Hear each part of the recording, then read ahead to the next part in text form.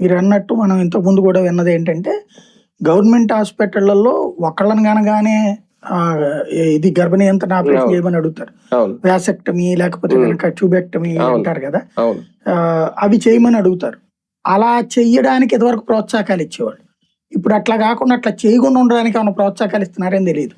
ఆస్పత్రికి అదే గవర్నమెంట్ హాస్పిటల్కి వెళ్తే నాకు ఒకళ్ళు పుట్టారికి చాలు అంటే లేదు లేదు మీరు ముగ్గురు నలుగురు కనాలి, ఇద్దరు పుట్టారు చాలు అంటే మీరు ముగ్గురు నలుగురు కనాలి, మేము ఆపరేషన్ చెయ్యం అంటే ఖచ్చితంగా అది శాఖాపరమైన చర్య తీసుకోవాలి. ప్రభుత్వం కూడా తప్పు పట్టాలి.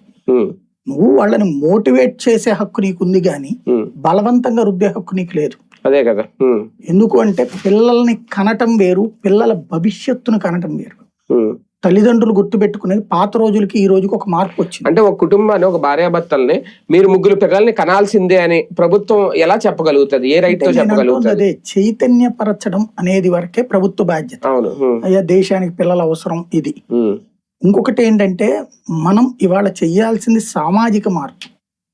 మనకి పేదల్ని పేదలుగా చూస్తున్నాం, మధ్యతరగతిని మధ్యతరగతిగా చూస్తున్నాం, ధనవంతులు ధనవంతులుగా చూస్తున్నది పాత రోజు. ఇవాళ పేద మధ్యతరగతి తేడా ఉందని నేను అనుకోను. ఎందుకంటే ఇవాళ మధ్యతరగతి పేదోడు, పేదోడే మధ్యతరగతి మ్యాక్సిమం. కాబట్టి ఇట్లాంటి సందర్భంలో ఈ వాతావరణం రావడానికి కారణమైంది